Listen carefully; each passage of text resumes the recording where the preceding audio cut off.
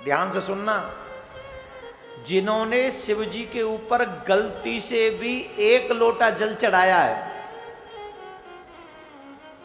जिन्होंने गलती से भी श्रावण मास में एक लोटा जल चढ़ाया है, भगवान उन्हें वो देते हैं जो वो चाहते हैं। हो सकता है तुम्हें आज न मिले, लेकिन वो एक लोटा जल भोलेनाथ अपने पास रखते नहीं हैं।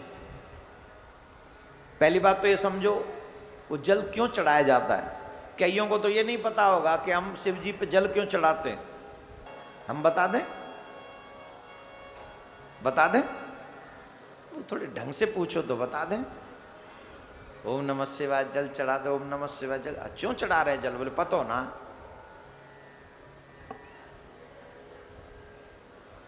देखो, शिव समान दाता नहीं जग का सृजनहार,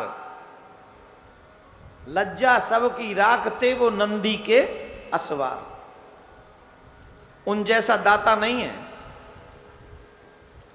वो सब दे देते हैं। जो तुम चाहो वो सब दे देते हैं, जो तुम डिमांड करो वो दे देते हैं, और बहुत कम में दे देते हैं। जल और बेलपत्र पे प्रसन्न हो जाने वाले बाबा है। जल चढ़ा दो, बेलपत्र चढ़ा दो, बाबा खुश। बेलपत्र चढ़ाने का लाभ जानते हो कितना पुण्य है? कोटि कन्या, 1 करोड़ कन्या दान के बराबर फल मिलता है जब हम एक बेलपत्र शिव को चढ़ाते हैं।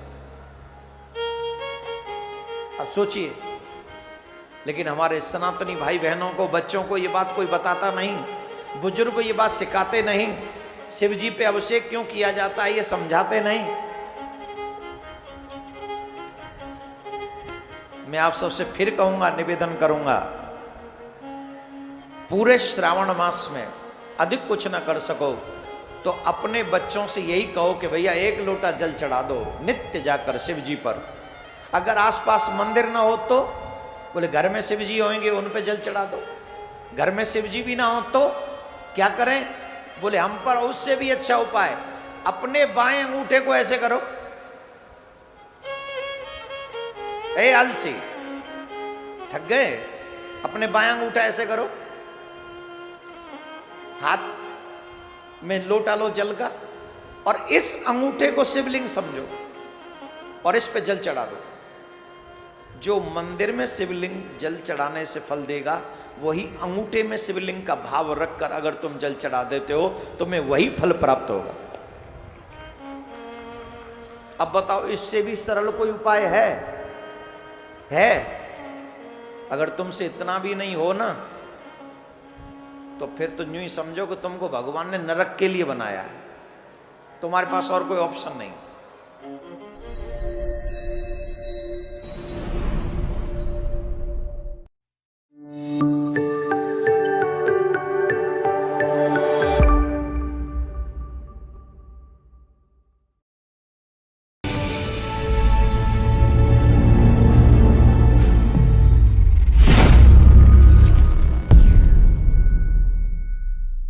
सबसे पहले जब आपके बच्चे छोटे छोटे हों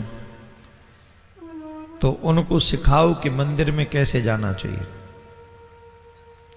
उन्हें सिखाओ कथा में कैसे जाना चाहिए। कितने दुख के साथ हमको बहुत दर्द होता है जब कथा पंडालों में वृद्ध अवस्था होने के बावजूद भी हम चप्पल जूते पहन के घुसते हैं, और हमें कोई बच्चा रोकता है कि बाबू जूते पहन के पंडाल मत जाइए क्योंकि यहां भगवान बैठे।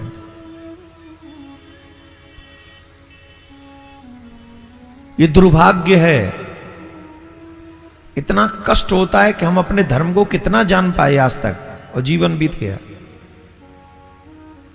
मुस्लिम इसलिए मुस्लिम हैं क्योंकि वो जिस प्रॉफिट मोहम्मद पर बिलीव करते हैं, जिनको मानते हैं, वो अपनी कुरान को भी मानते हैं।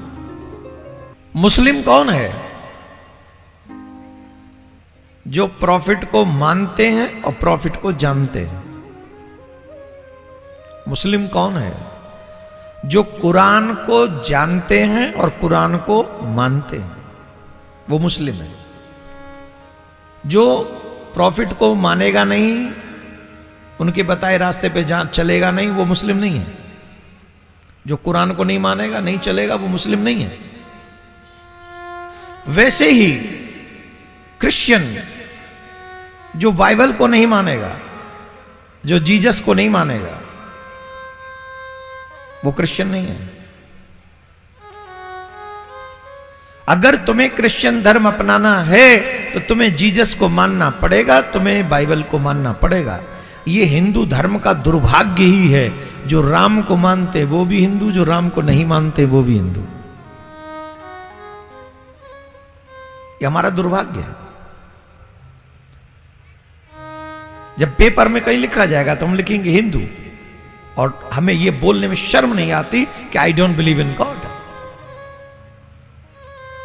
ना हमें रामायण में इंटरेस्ट है, ना हमें गीता में इंटरेस्ट है, ना हमें भागवत में इंटरेस्ट है, न वेदों में इंटरेस्ट है, न राम में, न कृष्ण में, किसी में इंटरेस्ट नहीं है। बस हिंदू है तो है। ये दुर्भाग्य है हम लोगों का। अगर हिंदू बनना है तो राम के साथ साथ रामायण में के भी बिलीव करना पड़ेगा, उनके बताए हुए मार्ग को चलना पड़ेगा। वो अपना सर कटवा सकते हैं लेकिन दाढ़ी नहीं कटवाते। और तुम्हें किसी ने नहीं कहा कि तुम्हें प्रॉब्लम होगी, तुमने चोटी कटवा दी और अपने आप को घमंडी बना के गए तो हिंदू हैं हम। अरे जाके दर्पण में मुंह देखो, कौन से एंगल से हिंदू दिख रहे हो भाई? पैदा हो गए तो कोई भी मर जाएगा, क्या फर्क पड़ना है? पैदा होना तो कोई बड़ी बात है क्या? जिंदा रहना कोई बड़ी बात है क्या? ऐसे भी बहुत लोग हैं जो किसी धर्म को नहीं मानते, जी रहे हैं वो भी। अगर हिंदू हो तो हिंदू धर्म को जानने का प्रयास करो, और सिर्फ जानो ही नहीं, मानो भी, जीवन में अप्लाई करो, उसे जीवन में उतारो। चुनाव आओ तो हिंदू हिंदू हिंदू, किसी को गाली देनी हो तो हिंदू हिंदू हिंदू है, और जब उसी धर्म को उतारना हो जीवन में, अरे हम थोड़ा जितना का बहुत है, ये क्या है? यहां तो बच जाओगे, वहां नहीं बच पाओगे। वहां सिर्फ धर्मो एको ही रक्षिता, सिर्फ धर्म ही तुम्हारी रक्षा करेगा, कोई और नहीं आएगा। इन जिनके लिए झूठ साँच बोलते हो ना, ये परिवार वाले, ये दुकान वाले, घर वाले, मॉस मालिक, फैक्ट्री वाले, रिश्तेदार, नातेदार, ये कोई काम नहीं, एक नहीं आएगा तुम्हारे साथ। अगर कोई काम आएगा ना तो सिर्फ धर्म ही काम आएगा, जिसे तुम अभी मानते नहीं हो। 95% लोग नहीं जानते सनातन धर्म क्या है। माथे पे तिलक नहीं, गले में कंठी नहीं, हाथ में कलावा नहीं, मुख में भगवान का नाम नहीं, जिब्बे जीवन में सत्य नहीं। हमें यहां तक नहीं पता कि मंदिर कैसे जाना चाहिए। मंदिर के पीछे जाके गाड़ी लगाते हैं हम, आशा ये करते भगवान हमसे मिलने आ जाए, हमें न जाना पड़े। ये ठीक नहीं है, न तुम्हारे लिए ठीक है, न आने वाली पीढ़ी के लिए ठीक है। अभी भी आप लोग कथा में आए हैं तो जो गांव के लोग हैं ना, बोले कथा शुरू हो गई है, बोले अब चलते हैं, चलो। महाराज जाके बैठ गए, अब आ जाएंगे हम। तुम्हारे घर में कोई विधायक आए तो पहले वो बैठेगा कि तुम बैठोगे पहले घर में? बोलो, तुम घर पहले पहुंचोगे, विधायक पहुंचेगा? जल्दी बताओ, जल्दी। क्यों? क्योंकि उससे काम करवाना है। और महाराज पहले आए के बैठ जाए, हम बाद में जाएंगे। क्यों? क्योंकि हमें महाराज से कोई काम नहीं है। यही अतिथि देवो भव हम समझ पाए आज तक? सच यह है कि तुम्हारे विधायक और एमएलए मंत्रियों से ज्यादा ये महाराज काम आएंगे। ये यहां भी काम आएंगे तुम्हारी जिंदगी संवारने में, और वहां भी काम आएंगे। तुम्हारे माँ बाप के बाद अगर किसी का सम्मान होना चाहिए, हालांकि माँ बाप से भी पहले हम कहेंगे अध्यात्म में तो, पर फिर भी अपने संसारिक जीवन में माँ बाप को रखो, लेकिन उसके बाद अगर सबसे पहला सम्मान हो तो भागवत व्यासपीठ को होना चाहिए, सबसे बड़ा सम्मान। और इस पे कोई भी हो सकता है। अभी मैं बैठा हूं, अब मेरे बाद कोई और भी बैठेगा, आगे कभी कथा होंगी फिर आएंगे, उससे पहले आप बैठे हुए होने चाहिए यहाँ पे। लेकिन आज मैं चौथे दिन बता के कर भी क्या लूंगा तुम्हारा? तुम्हारे माँ बाप ने सिखाया तब नहीं सीखे, तुम्हारे टीचर्स ने सिखाया तब नहीं सीखे, तो मेरी क्या औकात है जो मैं तुम्हें सिखाने का प्रयास करूंगा तुम सीख जाओगे? ये तो मेरी ही मूर्खता है कि मैं ऐसा सोचूं कि मैं बोलूंगा तो तुम सीखोगे। ये मेरी मूर्खता होगी, पर फिर भी मुझे ये मूर्खता करनी है, क्योंकि मुझे तुम्हें नहीं अपने कन्हैया को मुंह दिखाना है। मैं तो कहूंगा कि मैं तो बोल के आया था, अब नहीं करे तो साहब मेरा क्या फॉल्ट है, बोलो। तो ठाकुर जी कहेंगे चलो कोई नहीं, तुमने तो अपना काम किया। हम अपने आप को हिंदू कहते हैं, हम एक साथ नहीं हो सकते, हम कथा हम जानते नहीं, राम का कृष्ण का विषय जानते ही नहीं, हम न जानना चाहते हैं।